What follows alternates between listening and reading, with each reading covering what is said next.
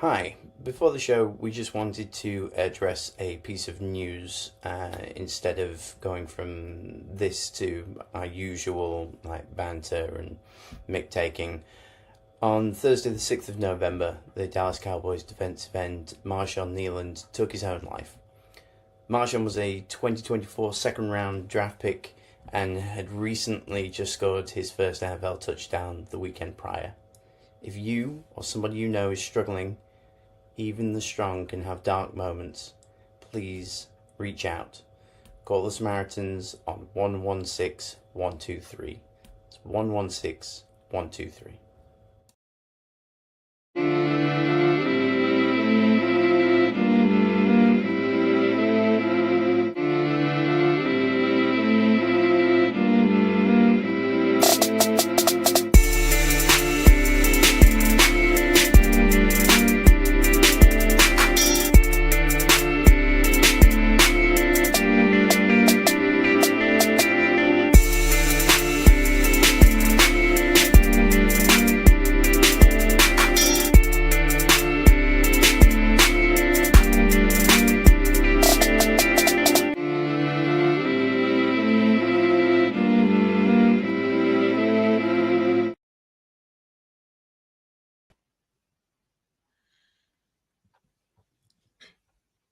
You are on mute, Joel.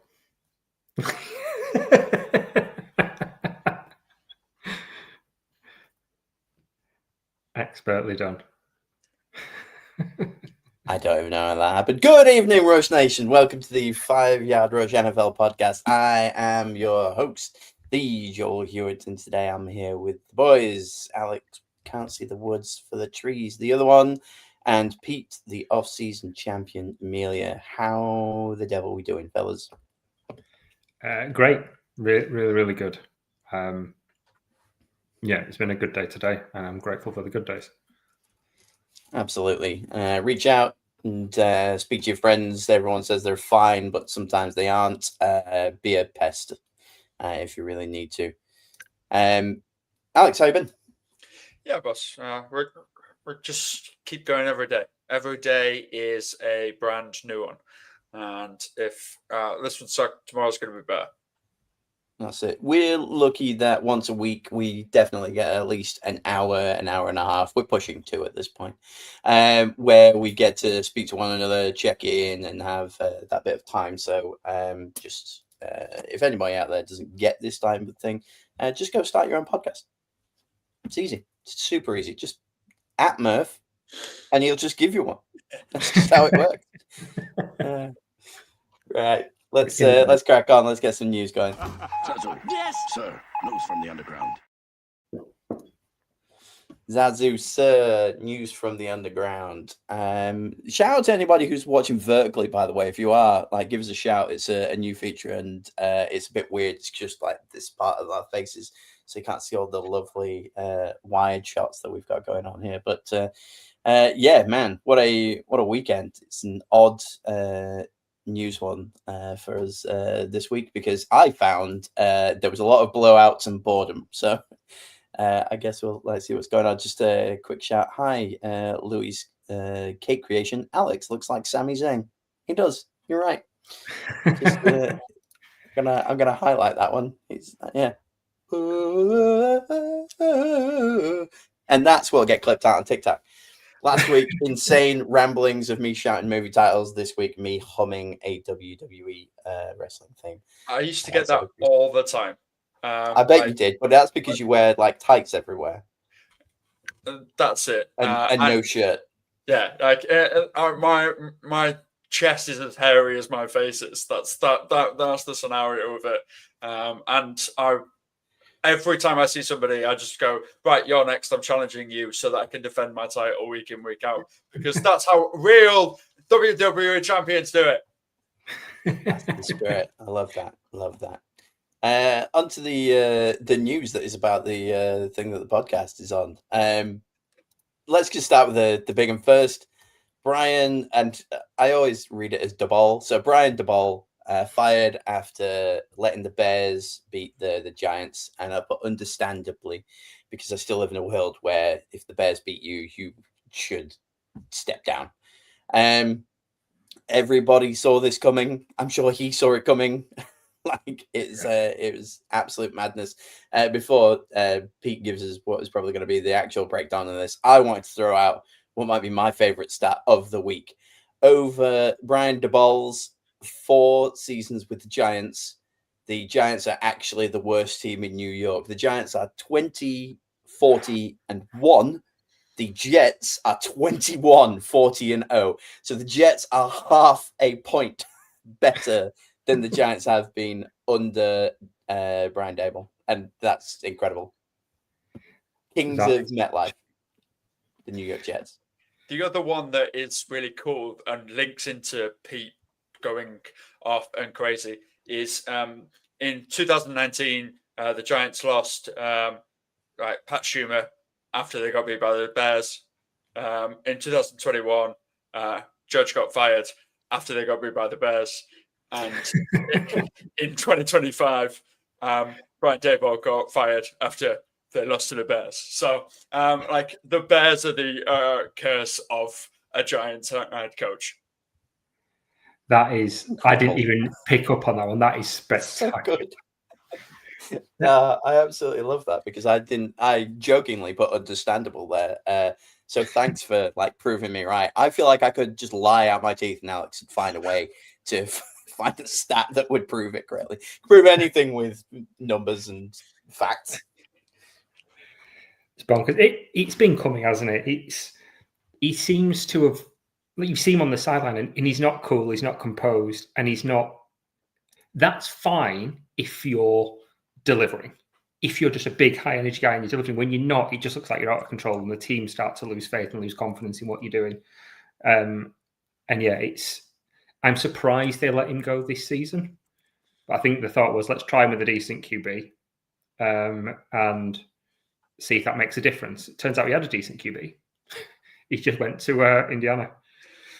So yeah, it's interesting, and he got a good QB, and now he just he's trying to smash his head in. Yeah, is that it? I wanted to say why now, when nobody expected anything from him really at the beginning of the season. What is it that now they're like, you know what, 8-2 or 2-8? Sorry. 2-8 is the point where we're finally going to have enough, or is it because now you've nearly knocked out Dart? What is it? I saw a stat. Is it 4 concussion protocols in 7 weeks that he's had, which is crazy. I mean, I don't expect Daboll to be out there, blocking for him, but he could probably scheme something, stop him from getting too many hits in there with a snake. He could tell him to slide, and that's the main thing. Just make him slide and say, you have to slide when you run. Don't just run like an absolute lunatic because this is going to happen. And stop listening to Scatterboo. Exactly. Yeah. I think Scatterboo's on his shoulder being like, just run for it. It's like, what? Okay. I think part of this as well is he came across with Joe Shane, the GM, and those two seem to be kind of linked. So it's, Daboll goes, Shane goes. I think this is like a last-ditch effort from him, right? I need to separate myself from him, say get rid, because I've got good players and it's him that's not delivering with these players that I've drafted. So I think it's like a last gasp effort to keep his job. It'd be interesting to see what it does, because on paper they've got a lot of good players. They've drafted some really, particularly that defensive line should be out of this world, but it's not. So I think in the last couple of drafts for Shane have been good. So I think he's just saying, right, I've done my part, you've not done your part, push it away, this isn't on me. And we talked about a couple of weeks ago, I think there's going to be a lot of jobs coming up, both in the NFL and a lot in college.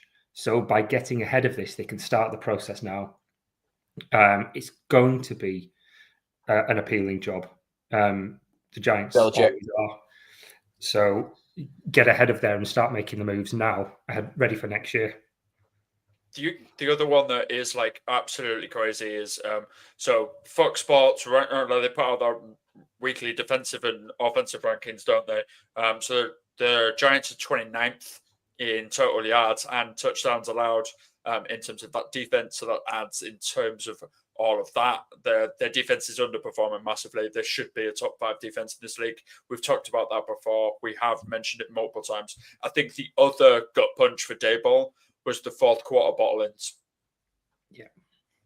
There have been so many of them this season where the Giants have been 96% guaranteed to win. Yesterday, they were 99.6% expected to win that game, and they still lost it. There's been 4 of them in total. If you win half of them and you're at 4-6, his job is safe right now. But it is categorically showed he cannot game manage this thing as well. And then you add the dart concussions. No, that's why they pulled this trigger early, in my opinion. Yeah. I think they've carrying on the wrestling things. They've kind of been Taka Michinoku. If they look really, really good to start with, but they don't win, but they look really entertaining for the first few minutes. And then they came up against Hulk Hogan yesterday, who doesn't know when he's beat. On Sunday, doesn't know when he's beat. And it was just the worst possible matchup for them. Going with the Taka Michinoku is where you went there. Taka Michinoku of all of the... Fair enough. I loved. He's got that Royal Rumble highlight, hasn't he? Where he bounced off his own face and he was never seen again. Look, should we just do what we usually do in this news section? Hang your heads down, and Pete gives a breakdown of everybody who won't be playing either for the rest of time or at least next week. It's not actually that bad this week on the injury front compared to what's been the last few weeks. Jonathan Greenard, the Vikings star linebacker, has avoided major injury, which is good. He's probably only going to miss one game, which is on Sunday, which is a good game to miss as a Bears fan. But that's a positive thing for the Vikings because he's really, really important to that defense. Dalton Kincaid, who's been quietly actually really, really good. He's been a fantastic player for the Bears, one of the better ones, is week to week with a hamstring injury. Good Kincaid, I find. Everyone kind of forgets about him. I wouldn't play him week in, week out in fantasy, but he's pretty dependable as an NFL player. Alex just plays stand up. You play him week in, week out, don't you? he's my tight end one this season. Wow, you drafted late. I did. I left it really, really late. Oh well. It was in my fantasy league. We'll go completely off topic. In my fantasy league, it was either Kim or Mark Andrews, and I went, well, I'm taking Kim. So I took him, and you know what? I'm sitting at pretty 500, so I'm okay. Okay. Speaking of tight ends, Gadsden went out with what looked like a really horrible injury, that knee to knee. He's just got a bruised quad, so it's day to day. So he could be playing this weekend. He's got a bruise. He's got a bruise. Yeah, he's got a bruise. He's landed on the injury report with a bruise. Yeah, it's a bruised quad. Though it's pretty big bruise, is what they're saying. Yeah, really like tennis ball size bruise. Like what a. This is the lightest injury week we've ever had so far. I'm quite enjoying it. Like they're okay. Everyone's fine. Yeah. Devontae Adams went out injured, but Sean McVay said he could have come back if they needed him. They just didn't. So he was fine. Garrett Wilson has re-aggravated his knee sprain. He's going to go out to 3 to 4 weeks. I don't know whether Justin Fields will notice. Because he's got a star wide receiver and he doesn't care. So, yeah, he's absolutely... I think they should just shut him down for the season, to be honest. I don't think there's any benefit to rushing him back. Make an excuse, shut him down, and then bring him back next year. All he's going to do now is hurt draft stock if he happens to have a big game. Travis Hunter has had season-ending knee surgery. Earlier on today, which is brutal. That was a really... injury was like reported as being that bad when it went out, and then I just saw it pop up not long before we started it. It said that he was having season-ending knee surgery. It threw me, to be fair. That one. Yeah, I think they must have known. Hence the move for was it Shaheed? Who did they trade for last week? Yeah. God! Now you're asking. You're the person that we asked. It was Shaheed. No, he went to the Seahawks, wasn't it? Yeah. It was. There were so many trades last week. They all kind of merged into one, but they picked up another wide receiver at the end of the trade deadline. Jacoby Myers. Jacoby Myers. That's There we go. This week's performance of Pete will be played by the Joel Hewitt. How the tables have turned. Yeah. So they got Jacoby Myers in, obviously thinking that we're going to need something else in there. That's the main kind of injuries for the week. Everything else was fairly minor. I mean, some of them were minor, to be fair. So that's quite nice. Obviously, Deron Payne's been suspended for punching Amon-Ra. I mean, look, a little part of me wanted to punch Amon-Ra St. Brown anyway for like paying. It felt like tribute to Donald Trump, so I didn't really like that. So he punched him for everyone. I'll chip in for his fine. I'll do it. Like, get a GoFundMe going. I'm sure he's all right, but I'll swing him a $5. Like that to me was kind of like worth it. It was so strange though. Like Amon-Ra St. Brown was obviously they were mouthing off at each other, but. Yeah. He had to close the gap in order to like punch him. He was so far away. It was like, well, I'm committing to this. And his defense was Amon-Ra St. Brown punched me first. Like when? At You're school? on camera, buddy. Yeah. How long ago did he punch you? It's like, I've got a bone to pick. I'm going to train really hard. I'm going to get to the NFL and I'm going to sock him one. He's just playing for the long game. His whole path, yeah. I'm going to get drafted. I'm going to make sure that in week 10 of the 2025 NFL season that I'm up against Amon-Ra St. Brown, and then it's my time to strike. What do you mean I'm getting fined, whatever it is, $50,000 and getting a ban? Like, what? Worth it. Worth it. Yeah, definitely. Probably another big thing, when we've talked about concussions already, obviously we didn't mention Antonio Brown. Extradited from Dubai. He's in New Jersey now. He's getting down to Miami on an attempted murder charge. Yeah, I saw that one and I was like, I need to do a Google here. So he randomly fired shots into a crowd in an altercation in the back of a boxing match or some nonsense.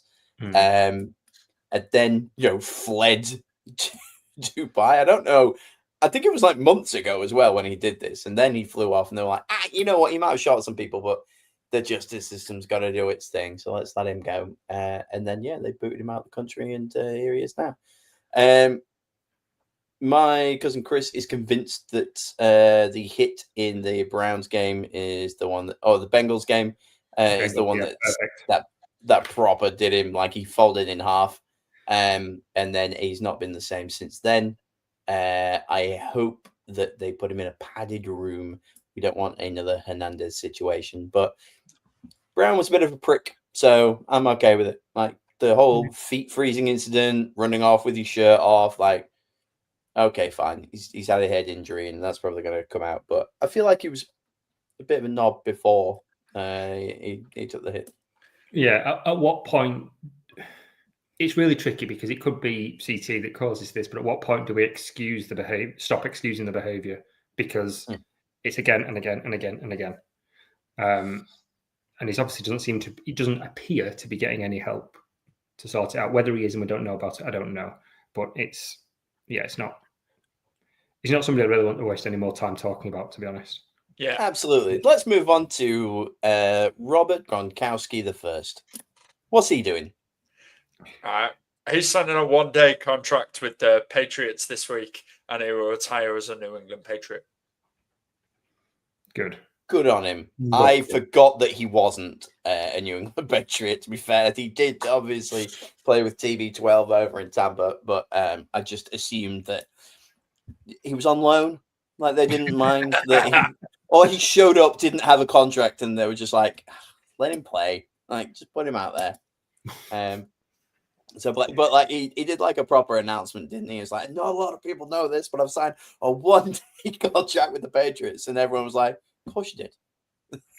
We didn't think you were going to retire a Buccaneer. No one thinks Rob Gronkowski, the Tampa Bay fame. Oh man, yeah. So bless him. He's one that needs to make sure he keeps getting an MRI. Just saying, like I don't know if he's too short planks or if he has also taken like many hits to the face as well. But God bless Gronk. I feel like the hits to the head have calmed him down from what he was like before he came into the NFL. They've probably just knocked some sense into him. It's done the opposite. That's accurate. That's more the accurate one there. But I thought Robert Kraft really hated him.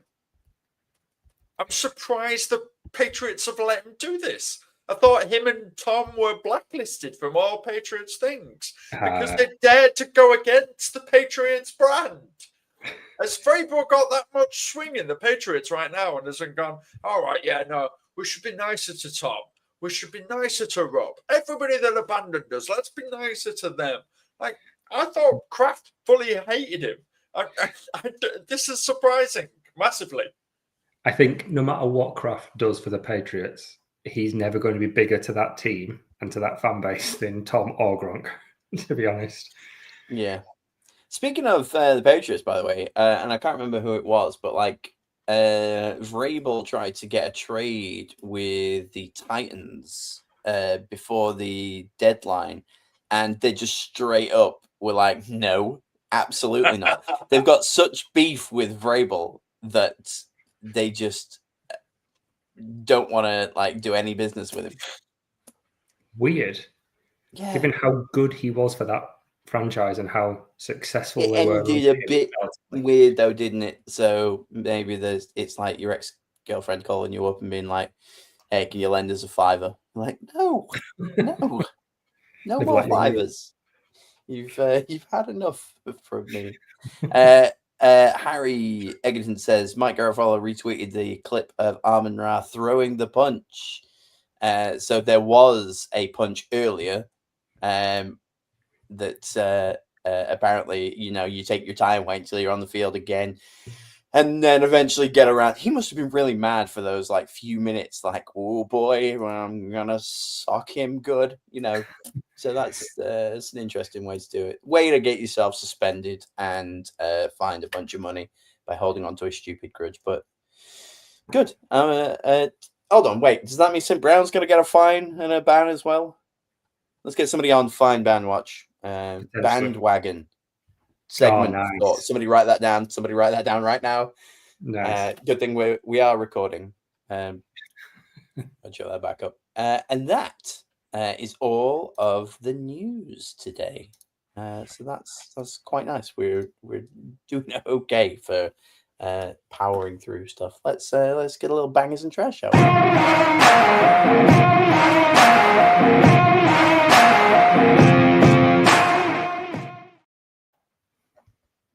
This is where Alex tells me that he had another news story to drop because I saw his face just as I was clicking the button to move on to the next segment.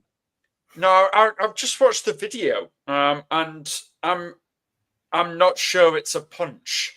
I'm like there's a bit of handbags, like hand thing going on. It's not as clear as what he did.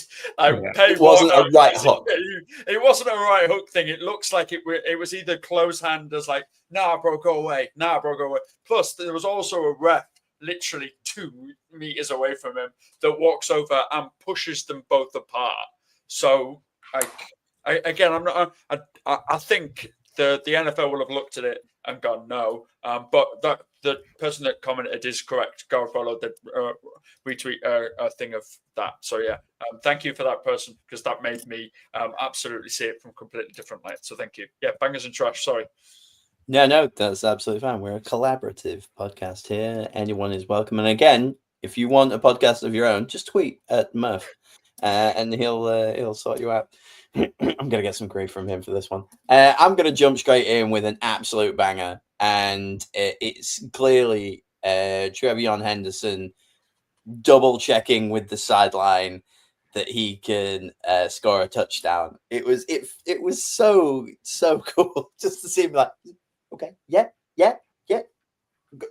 And he had enough time to have a whole conversation with the sideline that he probably could have carried on because he was just trying to veer out to go across the entire touchline before he went over the line. And I've watched that highlight from every given angle. I've seen fan videos. I've seen drone footage. I've seen an artist interpretation.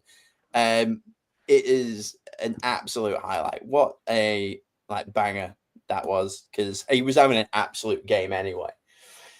So then to be like, do you want me to? Yes, no, should we run some clock? Nah, you go ahead and score, mate. Enjoy yourself. Thanks. So yeah, Trevion Henderson. I immediately checked to see if I had him in every fantasy league, and I don't have him anywhere. I'm kind of annoyed at myself.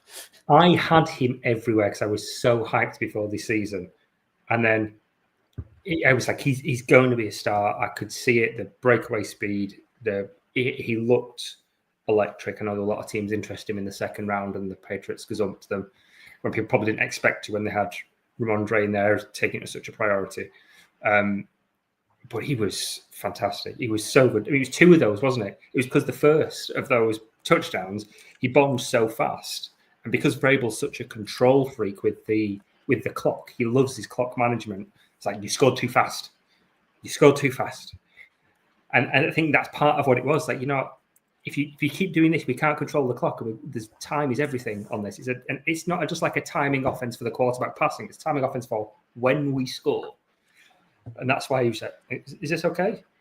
I wonder if part of that's a bit of doubt as well, because he's had a bit of a rough time. And he kind of like a rough time over the season of just being benched and dropped and not getting anywhere going. And then it's like, I really want to impress the boss. I really want to impress the boss. Yeah, this got real Dowdle energy where I feel like, right, he's broke out now. Start him every single week. We're gonna be on the Henderson train. So yeah, good effort there. Alex, what you got? You got anything? Where you going? You going bangers or trash first? Let's go bangers. Bangers, love it. This is just a sentimental one. We've talked about it on this podcast before. We'll talk about it on this podcast again. Derrick Henry finally equaled his high school record, everybody. Whee! Hey, Derrick. He did it. Good stuff, Derrick. Only took you 10 seasons and what you did in 4 years, mate. Well done. Good stuff. You are still a freak. You're still an absolute animal. Even though you now should be like every good old workhorse, put to retirement and kind of phased on out. Yeah. I've been calling the terrible season of Derrick Henry for 5 years now. I traded him away in all of my keeper leagues a long time ago, being like, I've had everything that I need to from this stud. Somebody else, I'll give him off to some sucker. And I'm finally right. It's been 5 years that I'm saying this is the year where Derrick Henry loses a step. And it's finally come to fruition. If you just keep saying stuff long enough, I find that eventually it does happen. I've manifested this. It's on my mood board. God bless him. Love the guy. But yeah, it's not some salty that I did trade him away everywhere and all of my leagues from that one. Pete, what you got? I think as it seems to be National Running Backs Week, it's bangers are running backs. Some of them we've talked about before, so obviously start with one of them. Jonathan Taylor, 3 touchdowns again. It's the 4th time in 10 weeks. That boy. Patrick, it's just absolutely ludicrous. And not just that he's getting the touchdowns, he's averaging 6 yards per carry, which is crazy this far into a season. And he's got more rushing yards than 20 other NFL teams. And these aren't rubbish teams or rubbish running backs either. He's got more rushing yards on his own than the 49ers, who've got CMC and Brian Robinson.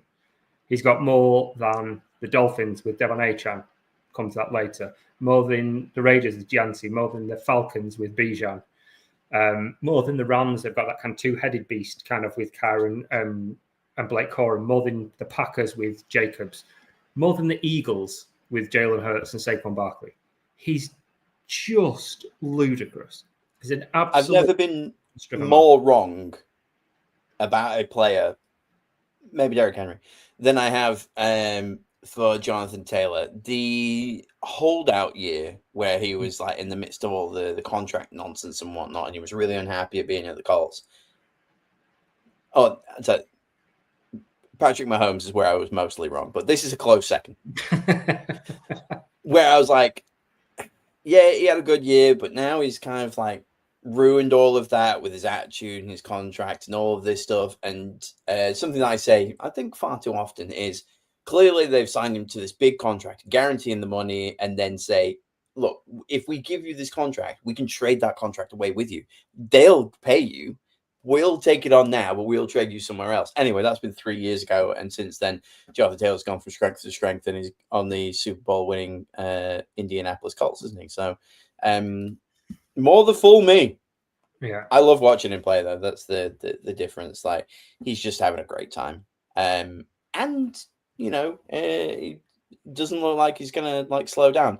They should start sitting him, though, a little bit. Like, three a week is a bit much. Let's just settle ourselves down. Who's the other running back over at the Colts? Anyone? Who cares? Daniel Jones. That's the question. That's the one.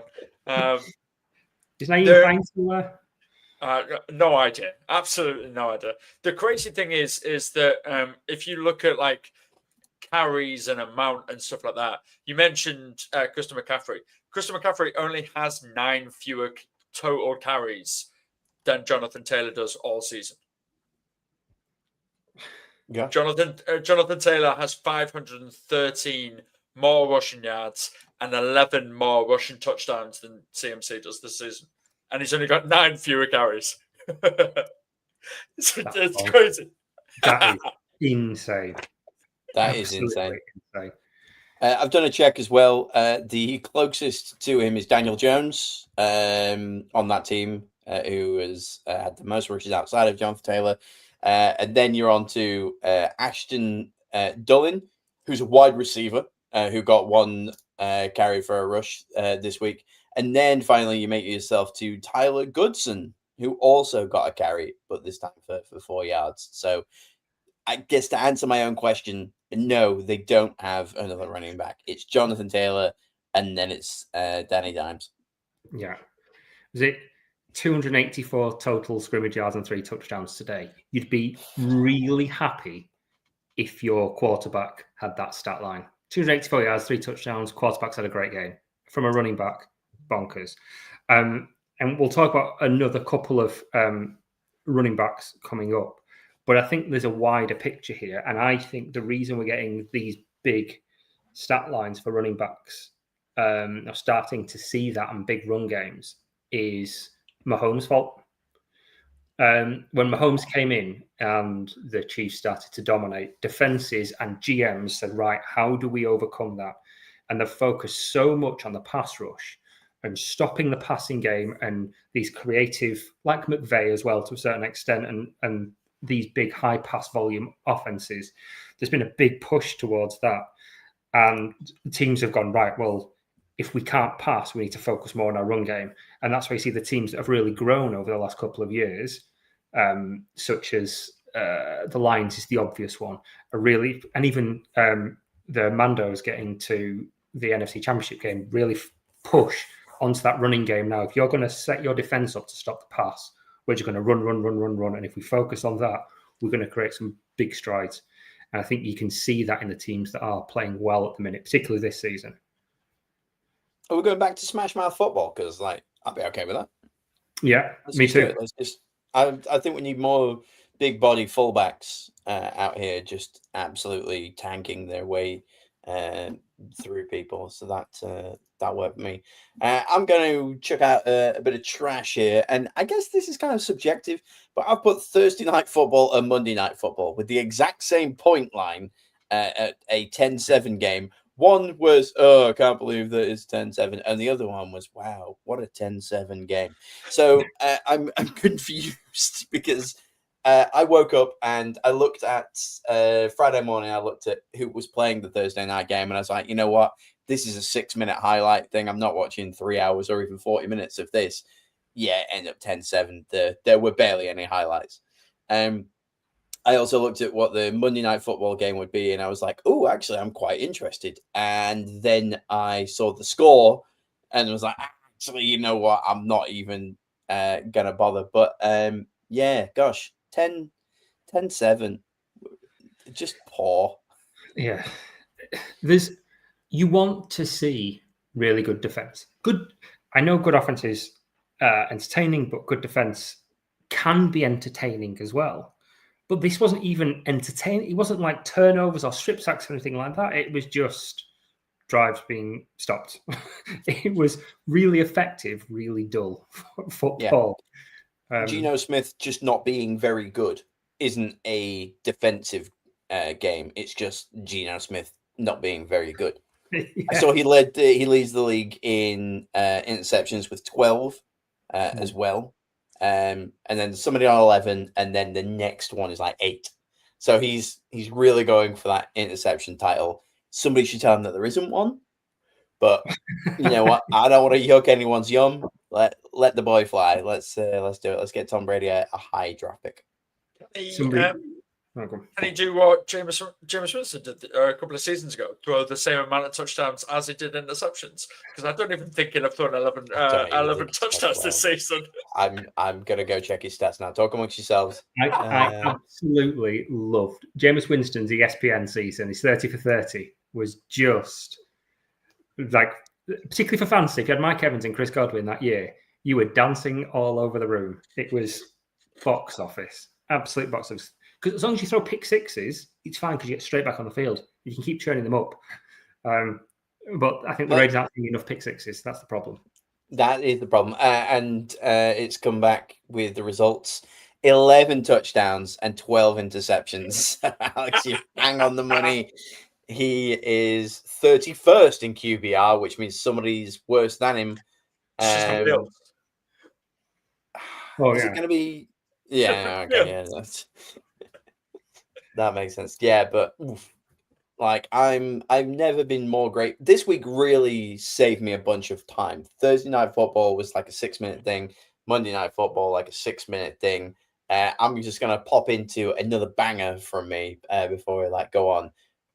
Early bedtime on a Sunday, baby. Blowouts on the second half. 3 games, nothing mattered. Chargers smushed the Steelers 25-10, and then it gets better. The Rams smushed the 49ers 42-26, and the Lions smushed the Commanders 44-22. Yeah, man, it was nice to catch some Z's, be refreshed for that Monday morning, ready to go. I was enjoying it anyway. I always like the late slates because I find red zone nowadays just a bit much. So when it gets to the second half of red zone, when it's just 3 games, you're like, nice, we'll just lock in and focus on the action. But then it got real boring real fast when the Chargers, Rams, and Lions just went, let's put you to bed early, is what they said to me. And I was like, you know what? Absolutely. So yeah, God bless them. I didn't see the end. I don't think I saw the third quarter of most of these. It was a good 2 hours early. So that's a banger. I got a lot more rest this week thanks to week 10 shenanigans. Yeah, and can I kind of jump in with one of them with another trash in that Please. as well? And that is the Packers offense. I want to tie that into there because that roster and that coach and everything else should be a Super Bowl contender. They are really a really good team, and the coach is good, despite the evidence to the contrary of the last couple of weeks where they've lost to the Panthers and then yesterday. And we know that the Eagles are good, and we know that they're at that stage now where they play to their opponent. Kind of like the Chiefs have done that the last couple of years. They've got to that point now. We'll up our game when we need to. If we don't need to, we'll just coast through and we'll still get the wins. But the Packers lost 3 games this year for a combined 39 points given up. The defense is doing its job. Mm-hmm. I get that they're missing Jaden Reed. They had Christian Watson out for a little bit at the beginning. He's now back. And obviously Tucker Kraft went out last week. He was my tight end one, just for the record. Yeah. But they've still got a first-round wide receiver, Matthew Golden. They've still got Dubs. Still got Dontavian Wicks. They've got Christian Watson back. None of them might be a wide receiver 1, but there's enough wide receiver 2s there for this to work. And it's just not to the point where there's quite a lot of articles about Lafleur possibly losing his job, which is bananas. It won't happen. But if it gets to that point, something's gone seriously askew. Can I just interject for a second there? Of all years for Golden to be good, it should be now. The number one song in the world is gonna be Golden. Do you know how much of a tie-in that boy could make from edits of him popping off to the K-pop Demon Hunters soundtrack? And they're just wasting it. Like, this feels really, really like mate, what an absolute jam that is. Alex has been on your number ones on your radio show. To add 9 weeks comparatively, the UK official number one is that song Golden. And this week, last week, it actually dethroned Taylor Swift. So there's your thing. Like it went away because obviously Taylor Swift came out with the Left for Show Girl, blah blah blah blah. But then after 2 weeks, everyone was like, "No, Golden's the best song of 2025. Let's carry on." And Mr. Alex Warren with Ordinary is crying somewhere because his 12 weeks at number one has just been forgotten. Anyway, sorry, that's the music chat. Apologies. No, it isn't finished here. My 4-year-old took it as an offense that Golden had been knocked off of the top of the charts. So we spent basically about 3 days just listening to it, and then it went back into number one. And I don't mind it. After 4 years of listening to Let It Go, I'll listen to the whole K-pop thing throughout, back to back. It's made it into my running playlist. Nothing gets you going like that, which is why Golden should be performing right now, because he'd be selling jerseys to 4-year-old kids. I'm dumbfounded. I'm actually that mad. I'm going to see if he's on Blue Sky, and I'm going to send him a message. I'm gonna do that. I've just wound myself up enough. I want this completely. Give me all of it. Absolutely. By the way, to everybody watching, if you haven't seen K-pop Demon Hunters, go watch it. It is actually a really good film. It is actually really good. It sounds like it would be crazy, but it actually is awesome. Go watch it. Yeah, we have the taste of 4-year-old girls, because I agree with you both. There we go. It slaps. Yeah, so back to that and the disrespect for the branding. Matthew Golden needs to be getting more, and I don't know why he's not. It feels like that. I mean, I know it's looking more and more like that was a PR stunt because the draft was in Green Bay. Fans have been complaining about getting a wide receiver one, said, okay, if we're going to do it here, we'll draft a wide receiver one, appease the fans, make everybody happy. He does not look like a first-round wide receiver, and he's not getting targeted like one either. The other one that was there, obviously, Christian Watson had the huge drop as well, didn't he? He had the absolute monster drop where, everyone all over X or Twitter, as we will continuously call it, Twitter was like, he should have caught that, and he retweeted someone and went, yeah, definitely. 100%. Yeah, excellent. Fair play to him. And I think the biggest part of this, when you look at it and watch the games, is how conservative Lafleur is. He's play calling in a league that's pushing more and more towards explosive plays. He's just not. He's trying to control it too much. He's been really conservative play calling, and I think that's what's hampering them. Just sling it. Just let Jordan Love kick out, because he wasn't the problem yesterday, I don't think. Which was one of the main conflict points with Aaron Rodgers originally, wasn't it? Yeah. Rodgers wanted this ultra high ball, because we've seen it even with the Steelers sucking, that Rodgers still can absolutely sling it and still can be brilliant.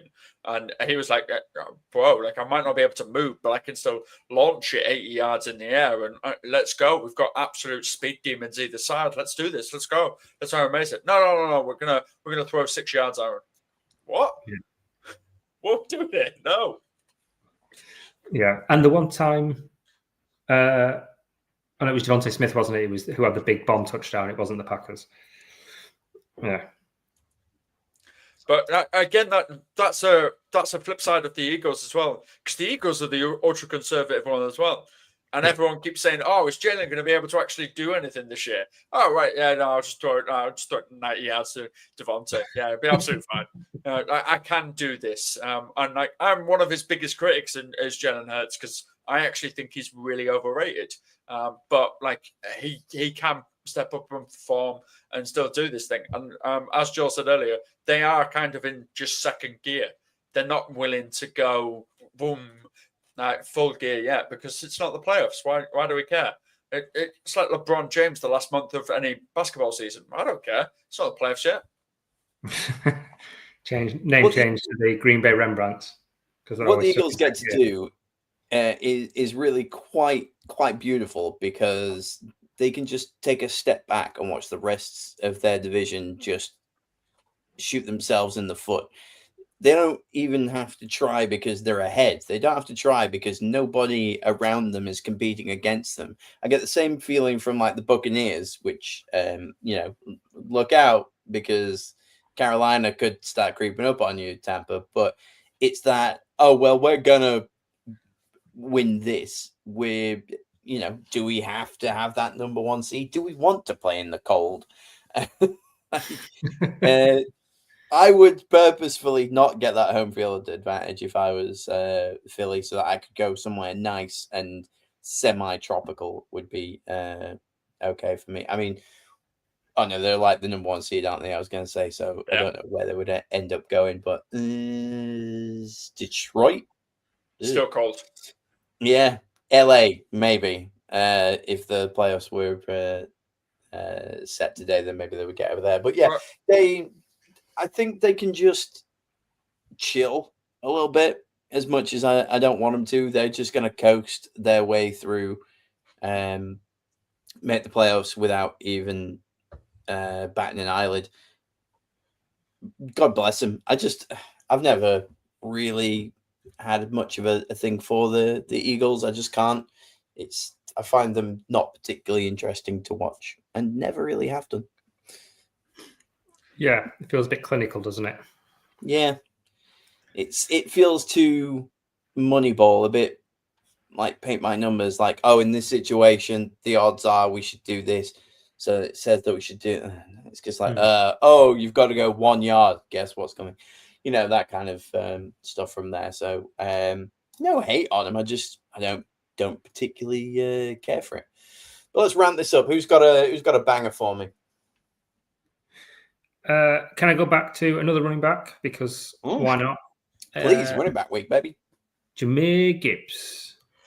Yes. I love Jahmyr Gibbs. He's such a fun player to watch. He is, and it helps having Penei Sewell. He could open enough lanes that I could get positive yardage on the Detroit Lions. And I've never played running back in my life. But Gibbs' vision and speed, once he gets through that opening to make those big plays, 18 touches, 172 yards, and 3 touchdowns. He's already hit 41 touchdowns, and only 5 players in history have hit 40-plus touchdowns before the age of 24. Randy Moss, Barry Sanders, Emmitt Smith, Jim Brown, and now Jahmyr Gibbs. Lord. Yeah. That 4 Hall of Famers and Jahmyr Gibbs. And what's even more impressive about Gibbs doing that is that he is famously part of Sonic and Knuckles. Yeah. He has got a fantastic 1B running back in David Montgomery who gets quite a lot of the goal line carries. So what could he do if they didn't have Montgomery and he was just getting that kind of Jonathan Taylor, Derrick Henry type workload where he just gets everything? Injured is what he would be getting. That's what would... He's an absolute monster of a running back, and he kind of poo-poos in the face of the don't draft running backs high. No, don't draft running backs high if you're a bad team. If you're a good team, invest in running backs because it can really make a huge difference to you. Montgomery's a great running back, but if they just had Monty, they are not nearly the threat that they are. I would like to quote you at 10:17 on Sunday. I wish Gibbs was in a different division. He's so damn good. Exactly. That's what you text me. God bless you, like, for being a Bears guy, man. Like, I'm gonna let you have one free pass whenever you want to like cash out of the Bears.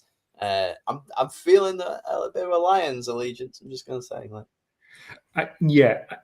they're good to watch. They are, for the most part, like a really, really likable team. There's nobody there that I really resent on that squad, and they're due. I really wouldn't resent them winning a Super Bowl. I think that franchise deserves it. On a Thanksgiving in like 2011, I drunkenly tweeted out, I could see myself in another universe being a Lions fan. And from kind of that day, like, I'm just keep an eye on it. I'm like, you know what? It was all because of like Stafford and Megatron. Yeah. But nowadays, you know, they got that the rub from Hard Knocks, and Dan Campbell's cool, and like it's just nobody has any like bad word to say about them. Everybody can kind of agree that we're okay with the Lions. Also, I think a Lions Bills Super Bowl might be the best case scenario. Like the two teams that could really deserve to be there. It is a win-win for football across the board. So that's the dream for me. But yeah, Gibbs, what a guy. He absolutely, he was part of the early bedtime for me. I knew that I was going to win in my Dynasty league. And yeah, continue to do so, Jameer. The Lions did make one big change this week, however. Dan Campbell started taking over plays, didn't he? He took the offensive calling of plays, which resulted in 500 yards of total offense, no punts, no turnovers. Jared Goff getting 319 yards and 3 touchdowns. Jahmyr Gibbs having the stat line that Pete Ryder of 173 total yards and 3 TDs. Jameson Williams having 119 yards and a touchdown. And they scored on every possession. Yeah. Also, welcome back, Sam Laporta. Yeah. God damn, that was good to see him. He's the my Dynasty tight end that I just refuse to bench. Absolutely, week in, week out, I'll play him, and he's not been doing very good. Dan Campbell takes the reins, and it's just again a beautiful thing to see. So it's nice. We don't talk enough about the Lions on this, so I feel pretty good. I'm going to ruin the mood, and I'm going to talk about a bit of trash. And this isn't my experience. This is the Germany live experience. I've seen multiple reports throughout. I guess it's the official fan page of the UK NFL fans, who are absolute terrible human beings, by the way. Just cheer up. Channel 5 are doing their best, okay? But... I've seen a lot of people talking about the Germany like live experience. The field is miles away from the seats. The vendors are like outside of the stadium. So if you want to get some food or something to drink, you have to essentially leave, get something to eat and come back. So that's a bit of a pain. But one post that I just want to put out there, and it's this is trash the person posting it, not trash the thing. Germans are having too much fun at the game. And singing and Mexican waves, and it's a tourist attraction. Like, oh dear God, are the people there that are famous for having a good time having a good time? Ugh. And you know who you are, person on Facebook. Yeah, the NFL UK Facebook page, just like you say, in general, is just a toxic place. It seems like it's full of people just trying to prove how much more of a fan they are than somebody else, rather than just actually enjoying football. It's pretty much Facebook all over, isn't it? It is arguably worse than your local town's spotted page. Yes. Yeah, and I'm not far from Doncaster, so like that.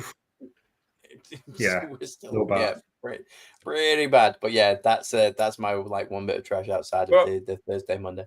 But what do you expect when you play at an Olympic stadium? Like, talk to all West Ham fans that have to suffer the London Olympic Stadium. If you've ever been to the unfortunate town of Grantham, they also have a running track around their non-link stadium. It's terrible. It's absolutely abhorrent. But like, if you've got a running track around a field, now you understand why like football, not American football fans really, really despise them. We hate them. And now the NFL fans can hate them too, because they ruin all sports, and sports should never be played at Olympic fields. But there was a reason why it was, because all of German football was played this weekend. There was no bye week for German football, so there was no actual good stadiums to host it in, except from the Olympic Stadium. Fair enough. Yeah. That's the good times coming. Can we just talk Jackson Smith in Jigba, please, Pete? Yes. I put a message in our chat saying at some point we're going to have to stop putting JSN in the bangers. He's like a Hall of Famer now because he's so good. He has no player has ever had more receiving yards through 9 games than JSN has this season. He's got 1,041 yards, and he took the second half off. I think he took pretty much 3/4 of it off. He was so good in that first quarter, but he overtakes Julio Jones. He's on course for around 2,000 receiving yards this season, which is just bonkers. I'm not certain that I've done 1,041 yards since the season started. In my own home. It feels like a long way, and he's a problem. And Darnold is almost the perfect fit for him, really. I know he did well with Gino and everything, but it really feels like JSN is, I don't want to say breaking out, because he was already pretty damn good, but he's stepped up again. It feels like the Triple Crown year for Cooper Kupp, where you just it's almost guaranteed. Where, you know, if you want to make 23 pence on a pound every time, every Sunday, you just go and bet on the over for Jackson Smith and Jigba, because it'll be like 1.23, because he's gonna hit it. Like, he's phenomenal to watch. The Seahawks right up there with some of the nicest looking uniforms to watch as well. So highlights really pop because of that, like, neon green. The fans are great. Donald's having fun. I think after one too many tequilas this weekend, I was like, similar to me in 2011 with the Lions, I was like, you know what, I could see myself being a Seahawks fan. Like, I just bandwagoning for all of that. So yeah, it's fantastic to see, especially a player like that who's we were trying to work out he's like 3 or 4 seasons in, but it's 3. I'm getting the nod from Alex there, which is cool, because that means we get to watch him at least for another like 8 years. So there's going to be like some good times there. And Donald's great, and they're going to stick around with him for this year, next year. We may get an extension on that, but they could end up getting an even better quarterback and building something from there. Or, gosh, just pay the guy a relatively decent salary and then build your O-lines and your defense and just do that. Seahawks could easily like take the Super Bowl this year. Yeah. The really interesting thing is about JSN is he's already surpassed his rookie year. We're 9 games in. Yeah. And last season, he had 137 targets for 1,100 yards. He's already at 1,000. He's going to surpass probably next week. He'll surpass like what he did last season as well. This is the definition of a breakout year. Really, really, really, really great. Also, if you look at his longest, his longest touchdown, that is almost like 0.5 times. It's 61 yards. Last year was 46.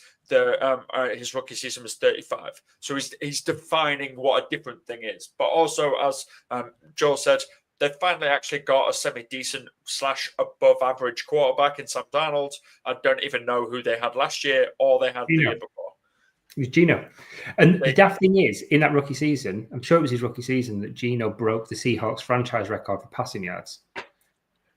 He owns the Seahawks franchise passing yard for single season yards. With obviously Jason, they had Cooper Kupp at that point. But we've seen, was Gino good, or did he just have really, really good receivers around him? Are the Seahawks the exact opposite to the Jets? Yes. Okay. They're good. I'm good. I mean, they have taken 2 back-to-back Jets drafted QBs and made them look good. That aside, I'm just thinking, like, is it where any similar to the 49ers, I guess, where any kind of like middling QB can come in and they just know exactly how to use them? Because it feels like I'll be the first to say I thought the Seahawks were going to be in a rebuild year. Oh, you've got rid of DK Metcalf. Oh, you've brought in Sam Darnold, who looked like he was being chased by the Pac-Man ghosts in the playoffs. Fair enough, you look like you might be having a go, but not necessarily like tanking without tanking. More on that a little bit. But then, yeah, they just like pulled it out of nowhere, and I just there's something about that team, man. That just could watch them. I could stay awake on a Sunday night and watch them blow somebody out 42-0. That I would like continue to watch. I wasn't particularly interested in the rest, but yeah, the Seahawks. Yeah, let's do that. Yeah, and they have gorgeous kits, like you say. They're throwback kits, those blue ones. Just make them your normal kit. Just make that your normal jersey. I hate the silver helmet, Pete. I can't do it. I can't live with that. That's the thing that bothers me. I like the retro, like blue and green, the Aztec-y, like Seahawk logo. Looks great, but that silver dome, no, looks unfinished. Don't like silver cars, don't like silver helmets. Panthers, you as well. You've got a silver helmet. That's stupid. Cowboys, silver helmet. Looks stupid. Nobody cares. Second place. Raiders, silver helmet. Anti-RoboCop racism, this is. RoboCop's blue. In what universe is RoboCop blue? No, I think he's right. I think he is. I think it's like a metallic blue. He's right. Google it. Don't care. Anyway, moving on. He's chrome. RoboCop is chrome. Blue chrome. On the other side of the Germany experience, the Germany game was great. Colts Falcons. I think that was booked when nobody thought the Colts or the Falcons were going to be very good. And the Colts end up being the Colts, and the Falcons have a pretty decent defense. Also, not too bad. Weirdly enough, it was a close game, and the Falcons looked all right. But like, Penix scored like 1 point in fantasy, so I don't know what happened there. Anyway, let's move on from that. Go on, Pete. What you got? Bangers trash. Alex is gonna tell me that the RoboCop is silver. In RoboCop 1, he is silver. In RoboCop 2, he is blue. Everyone wins. That's what we like on the pod. And RoboCop 2 is great. It's got Kane. You're coming with me, Kane. I love that line. Oh, so not like brother of the Undertaker. No. Okay. Yeah. I'm going to put in a trash. We normally have a weekly Pete Talks About the Bears segment, and I'm going to put it in trash. I wasn't prepared for this. Continue. Happy, obviously, the Bears won, but there's 2 things in trash that need to go in here. First, Jamie Gillan, the Scottish Hammer, the Giants punter, had one of the worst punter games you will ever see. He was on kickoff duty, and he kicked 2 kickoffs out of bounds, which obviously was a penalty, and brought it forward. Yeah. So he kicked 2 out of bounds, and then at the end, with the game on the line, after losing kickoff duties because he was that bad at them, he completely shanked his punt outside of his foot, just went off at like the halfway line and set the Bears up in fantastic position. He just had a bad day at the office. Hopefully he can get it back going again, because historically he's been a good a good punter, but this was a bad day today. And he may well have just lost his job. I won't be surprised if he got the boot because it was awful. Heyo. Whee! There you go. On a related note, Olamide Zacchaeus. If you didn't watch that Bears Giants game, you would think, Caleb had a rough day. That might have been the best game Caleb has played for the Bears. Depending on who you ask, he had between 7 and 10 drops from his wide receivers. Zacchaeus was responsible for at least 3. I think his stat line is 1 of 4. 3 of those misses were drops. I'm sure he had more than that. One of them was he was completely open in the end zone for a touchdown and just fluffed his lines. It was awful. And I don't get, it was like he was dropping it. So Caleb and Ben were just like, we're going to keep targeting him. We'll get him back into this. We'll get him out of his funk and we'll keep going. And he just kept letting them down again and again and again. It was a really bad game. I will give him credit, though, on the game-winning touchdown. He showed real hustle muscle to sprint the width of the field to get that final tackle, final block, I guess, to make sure that Caleb got in. But he was awful in that game. And it's proved that Luther Burden needs to just get more targets. Luther Burden does, Coastal Loveland does, because they are safe as houses in comparison to OZ. I think the team had only had 7 official drops before this week in the entire season. And I think they doubled it in this one game. Can we cool it on the Loveland talk, please? I'm trying to trade for him in about 3 different leagues. Let's just sell down, all right? He's all right, I guess, I suppose. I'll whisper it then. Don't box, score, watch Loveland. He's really good. He's really good. He's good at pass blocking. He's good at catching. He's good at route running. He will.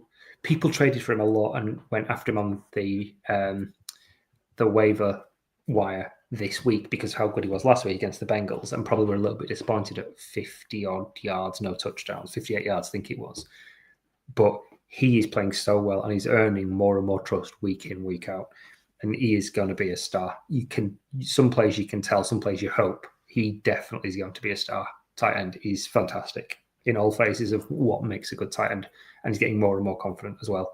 So I hope he get that trade done. Because it'll pay off in the long run, particularly in Dynasty.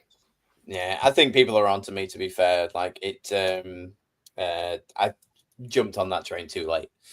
I'm paying over the odds than what I should do that could like pan out, but I don't think that I'm going to pick him up in most places.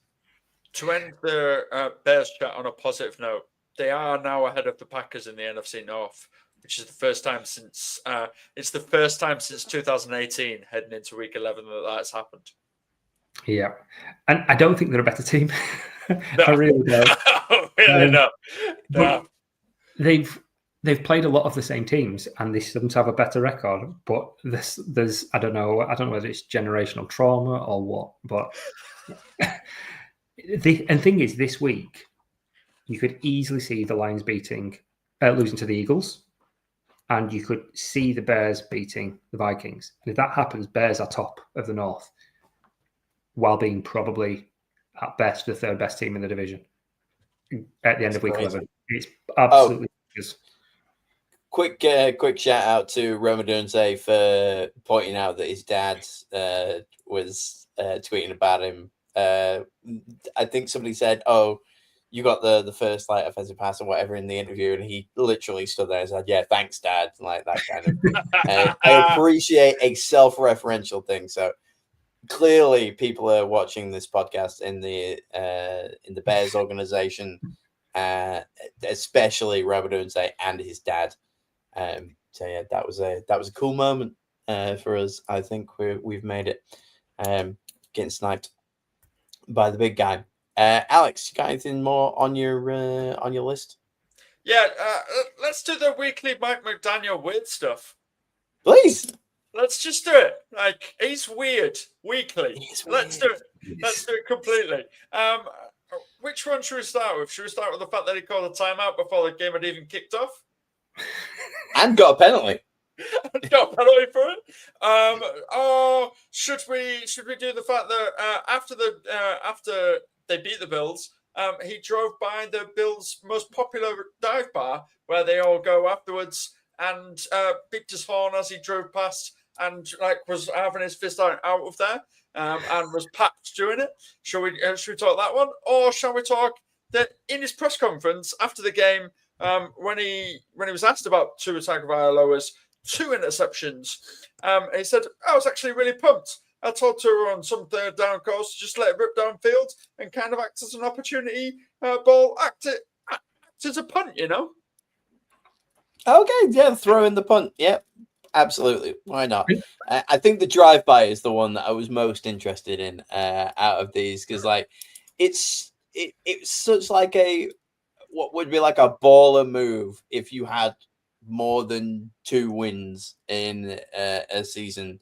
It really, the only thing missing from that was him to be in a low rider so that he could have, as he went by, just dropped it a bit low as he was going past. God, what an idiot. I guess I don't even think we'll end up getting to the hot seat topic from this week. But clearly he's just a man possessed, and I'm not entirely certain that the Dolphins are going to fire him. No, he's got some really dirt crazy. on them. That's the really amazing thing that is baffling to me, is that somehow he seems to be the Teflon one, not the GM, who obviously is sadly gone, and we've not mentioned that in any news things. The Dolphins got rid of their GM. Wow, amazing! He's been there years. Daniel said so. He gave it this. That's it. And it seems to be that you have given this guy that just has such nepo baby energy. He isn't one, but just gives that energy of being a giant nepo baby. You might be onto something here. That is bang on. Yeah, but he's not. He's got no connection to that. Some people think he's a genius. I personally think he's insane. And he does this weird stuff every week. Every week we have a segment of this. If you told me he was like the cousin of Mark Zuckerberg, I'd believe you. Yeah. They come from the same lizard people. It's fine. Absolutely. The pod. Yeah. Allegedly, of course. Mark, please. Jesus. Took me off. Don't. Allegedly, please don't. Please don't come for me. Nearly got us. Jeez. But all I can simply say is, Mike McDaniel, please stop being weird and start winning some football games, because how you won this game, I have no idea. Nobody balled out. I mean, A-Chain was absolutely insane. Pete, I'll lead you on to that. A-Chain was different gravy, and he needed to be different gravy because it was only A-Chain. Yeah. A-Chain, 28 touches, 225 yards, and 2 touchdowns.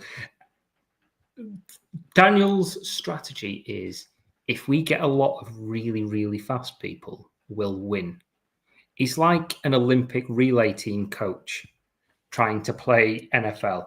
And sometimes it works, because if you've got a lot of fast people, teams have to pick their poison. So, and it's obviously not helped this season having Tyreek Hill out, but he's always got somebody injured. It's normally Tua, just seeing Tweety bluebirds around his head. But A-Chan stepped up today, and that's what won. And who saw this coming? No one. Nobody saw this Bills coming. didn't. No. Look, we were talking last week about how good James Cook was and how bad the Finns' run defense is. And they were like, right, your defense is rubbish, and you're facing Josh Allen and James Cook. Good luck with that. And it worked. And I don't understand. NFL's weird. Interdivisional games in NFL are doubly weird at times. And that just absolutely bonkers. A-Chan deserves his flowers for what was a fantastic week, and it ties into what we said earlier on, National Running Back Week. But just, it doesn't feel sustainable, and I don't think that it will be. Mike McDaniel shouldn't be there next season because he's got one idea and it doesn't, and he's run out of alternatives. I think it's just a stopped clock being right twice a day. However, he did get rid of the basketball machine in the locker room. Oh, well, strike off everything that I just said. It'll be fine. We'll cut this out, Pete. We're not live. Don't worry. We'll just take that whole segment out.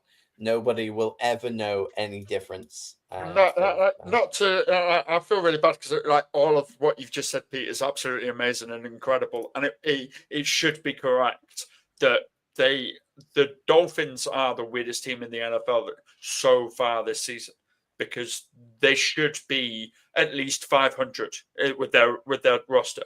Like, yes, you take out the wide receiver one, you still have an absolute speed demon who could run the 100 meters for the USA in the Olympics. His name is Jalen Waddle. You have an absolute machine. His name is Devon Achane. Like, you have these weapons, and their defense isn't terrible. But you have, as you've said, he's a Tweety bird. His name is Ronnie. Well, tell Ronnie you got knocked out. And that's the longest yard, by the way. If nobody hasn't seen it, watch the longest yard. Censored it, though. I did censor it, and I needed to. But this isn't not unsustainable either. If you want to say it, Achane could do this every week.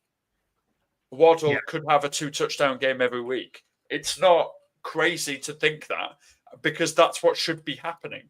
It should be the Dolphins, the Bills, and the Patriots that we talk about. Oh my God, 3 teams are going to qualify for the playoffs. Should be that.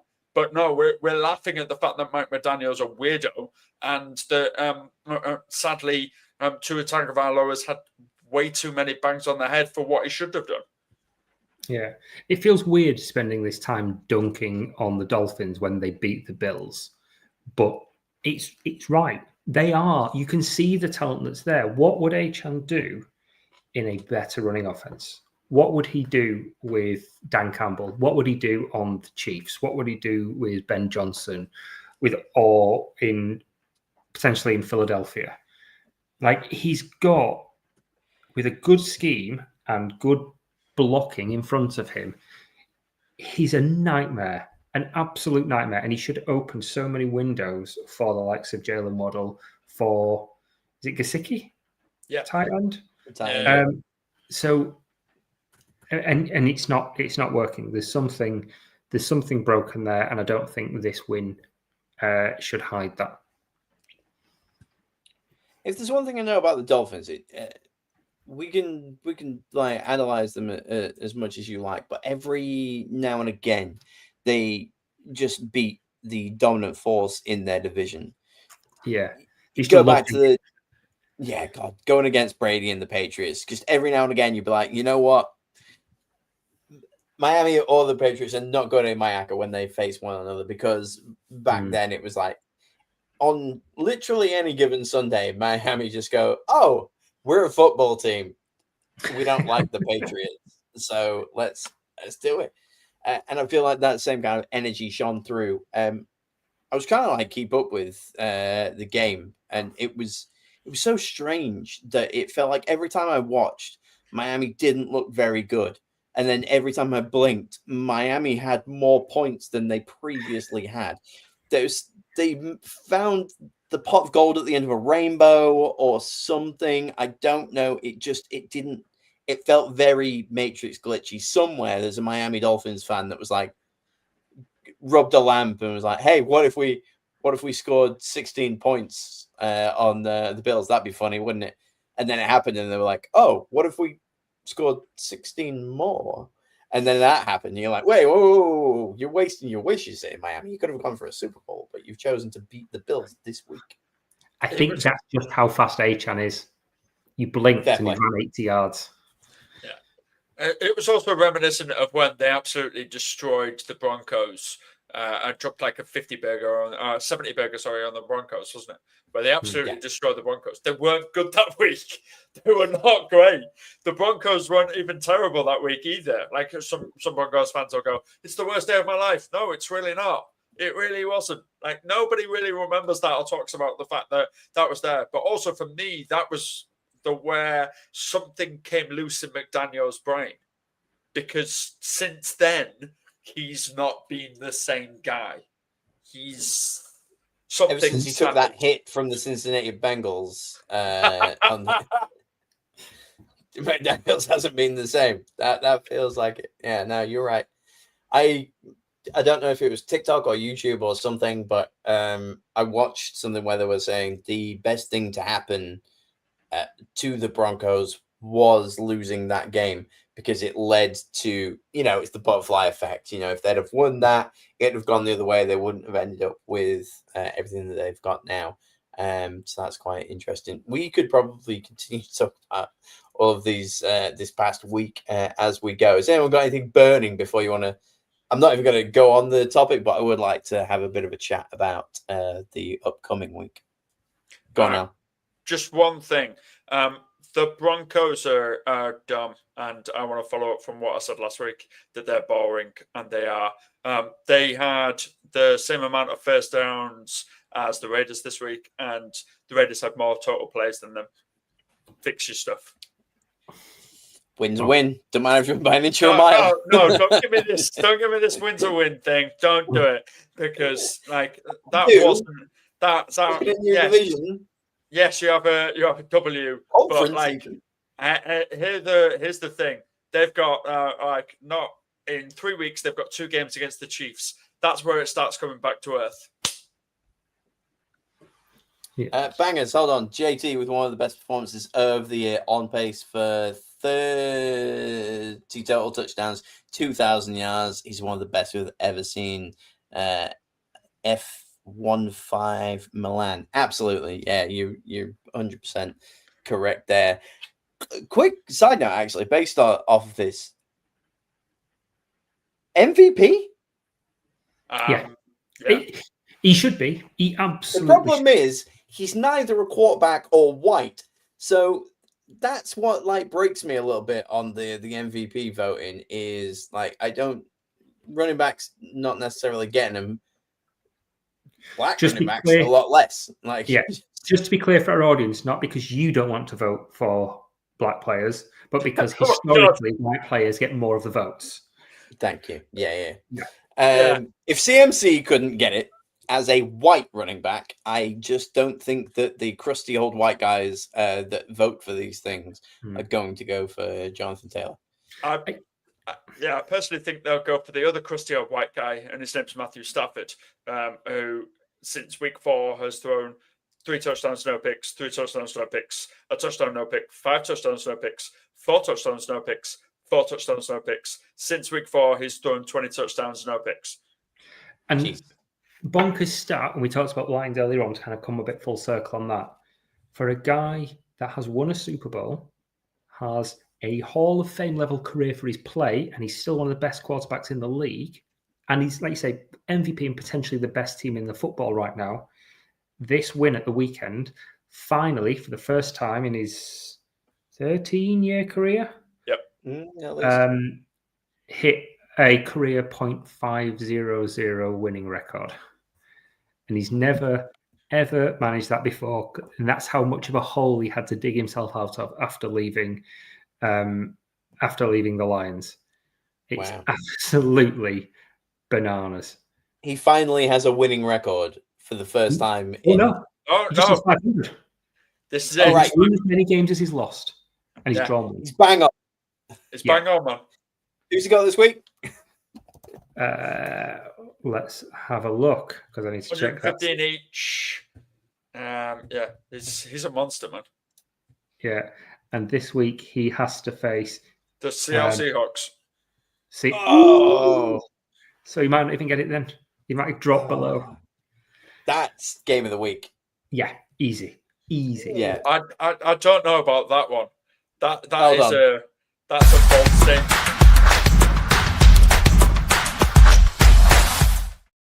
We've got to get onto it eventually, the big conflict league plus what we like about this week. But roll with it, Alex. We like to talk about the game that we want to watch this week. What are you thinking? It's the Lions Eagles. I just don't want to watch the Eagles, man.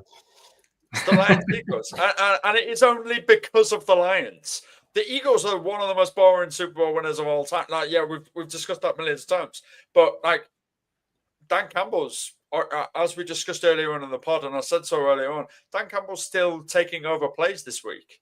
Like, he's not handing them back. He's got that thing there. So if they can score on every possession last week, what can they do against this Eagles team that is not entirely not fireable? They're not 100% superpower. They can fall off.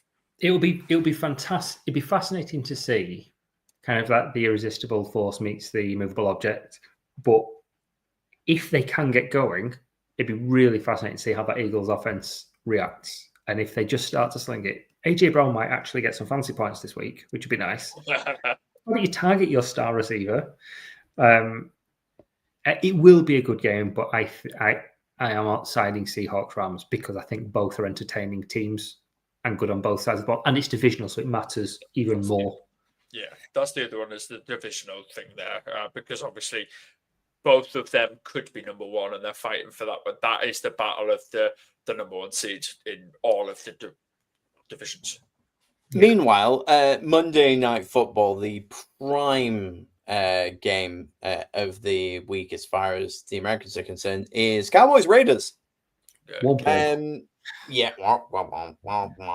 And for some reason on free television, we get a 9:25 kickoff for Chiefs Broncos, which is a close second for like game of the week. This, Alex, is where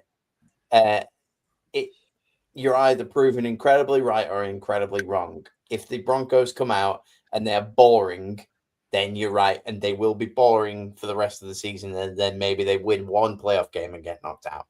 If they look interesting, do something fun, like poke them with a stick, do something, and beat the Chiefs, then A, I'm dining out on my preseason predictions, but B, then I think we might get a feisty Bronco. But the thing is, as well, they're 8-2, and they're just doing the Chelsea part of the bus, you know.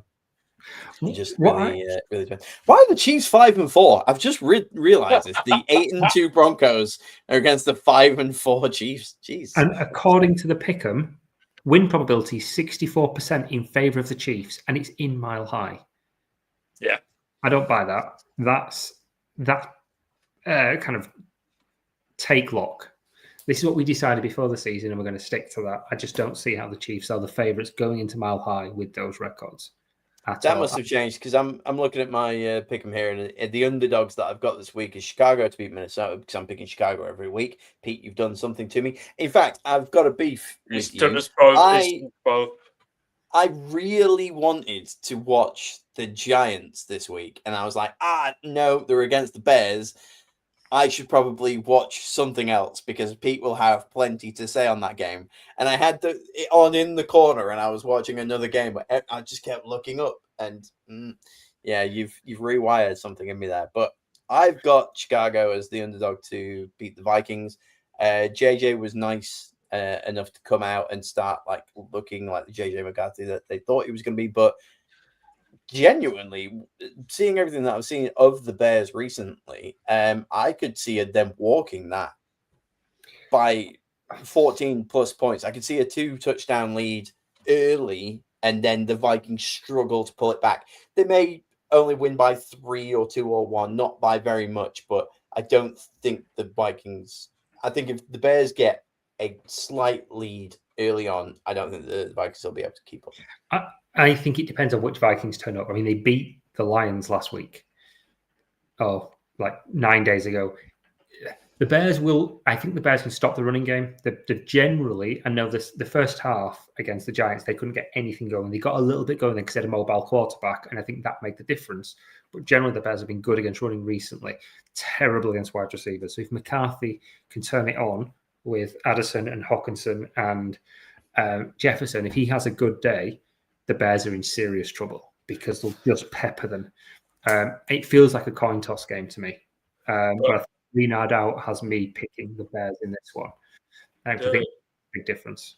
the difference for me is that I feel like the Bears pass rush has been improving every week. And that is Austin Booker. So Austin Booker was the, I think, 4th or 5th round DE that they got drafted last season. He was on IR for the first half of the season. He's been back the last couple of weeks. And he was the guy that got like 5 or 6 sacks in preseason and then went on IR. He's ascending. And I think he could be really, really good. And 4.5 sacks in the last 4 weeks from Montez Sweat. He's finally started it going. So you're right. It is starting to get there. But they have been playing terrible offensive lines, which the Vikings are healthier now. So we'll see. It's a close game, and it's in Minnesota. So I'm not as bullish as you are. Going to the pick 'em on this. Hey, boys, we're all climbing that ladder.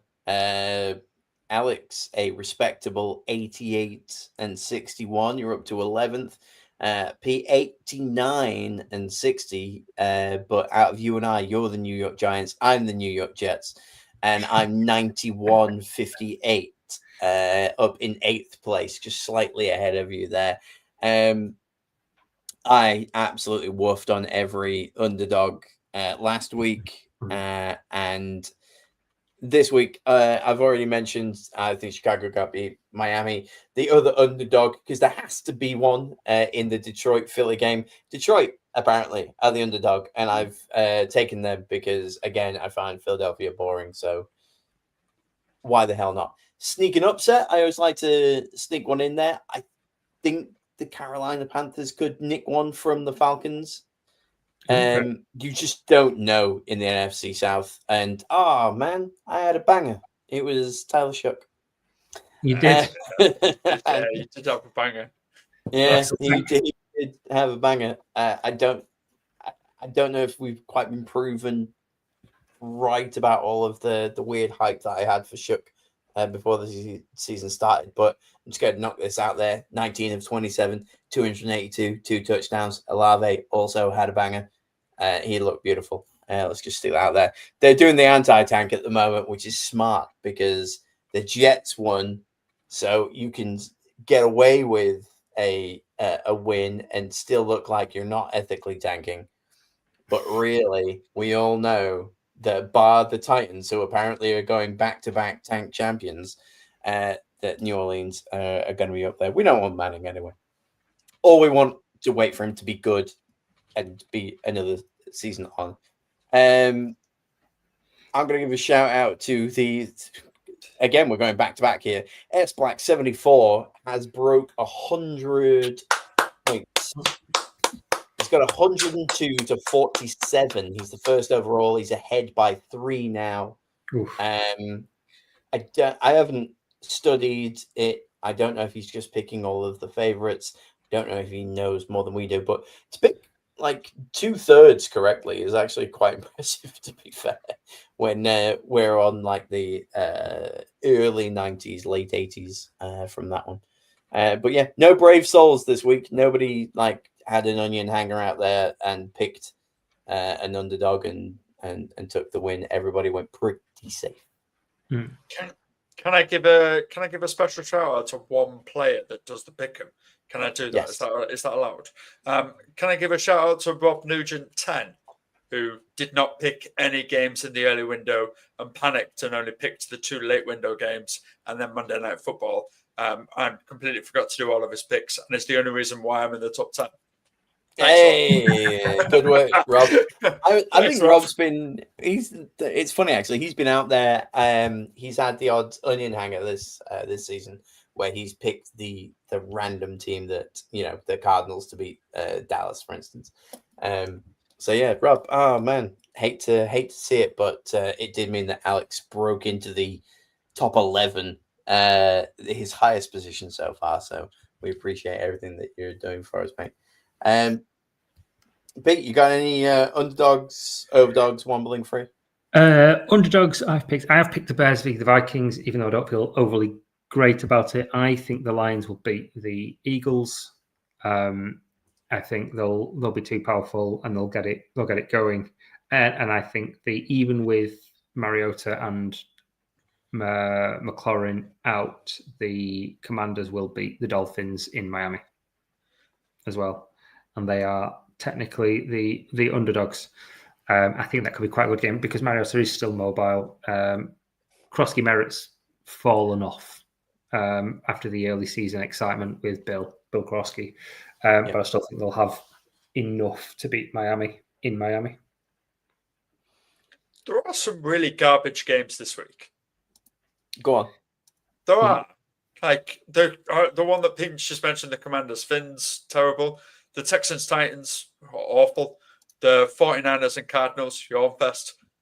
Maybe, depending on which Packers team and which Giants team you get, the Packers Giants will be absolute boring as well. Hope for a new head coach bounce. We've got Chargers Jags, that could be saucy. Seahawks Rams. Yeah. I cannot actually wait for that. And 9:05. Give me that late window. What we got in the late window? 4 games. So Chiefs Broncos, Seahawks Rams, Niners Cards, and Ravens Browns are all in the late window. That's stuff that you love to see because the Browns aren't very good, but Myles Garrett is going to be chasing Lamar Jackson all over the place. I'm just going to have the Benny Hill theme ready for the needle drop whenever it cuts over to there because that's going to be awesome. I think you could probably skip the 6 o'clock. Chargers Jags, I like the look of. Don't care for Bengals Steelers. Don't care for Packers Giants. Giants are going to win, by the way, because whenever anybody fires a head coach, they win the following game. Just is what it is. Bears Vikings. I'm going to give it to that. Texans Titans. Don't care. Buccaneers Bills. Panthers Falcons. Hope they both lose. Commanders Dolphins. Love it when 2 idiots bump heads. So that might not be too bad. TNF Jets Patriots. That's a 6-minute highlight video in the morning, isn't it? So yeah. Oh no, it's going to be like 14 minutes because there's going to be so many touchdowns for the Patriots. Yeah, they're going to put on a cricket score. No, because I think they're just going to take the foot off the gas and be like, it feels unfair. Like, right, yeah, almost when your little brother wants to play you at FIFA or anything like that, or Madden if we're going at this, and you're like, right, no, after 2 touchdowns, it's that harsh. Yeah. You could be Real Madrid. I will pick Scunthorpe United. Let's have a go. Yeah, there you go. That's what this game feels like. Scunthorpe v Real. I would pay so much money to see that. Just want to give a little fashion shout out. We've got Rivals Gear is starting to kick up a fuss. The beautiful midnight LA Rams one is going to be on show this week. And I think the Patriots, who arguably have the nicest Rivals Gear, the nautical themed thing, that's going to be on Thursday Night Football as well.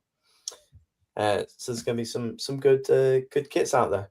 Any other final thoughts, fellas? No, that's it for me. Thank you for today, and thank you for the shout out for mental health at the beginning as well. So I appreciated that. Thank you. I was gonna say go Bolts, but then Pete took it seriously, so I'm just gonna be like, thanks to everybody that's chipped in during the show. It's actually really helped everybody. Yeah, it's all good fun. And again, if anybody needs anything, reach out to one of us on social media. We'll have a chat with you. Why not? Come on the pod. We'll just have a chat. Everybody remember to also tweet Murph. Make sure that if you want a podcast, he gives you a podcast because that's just how it works. And from all of us here, and especially Alex, go Bolts. And we mean that.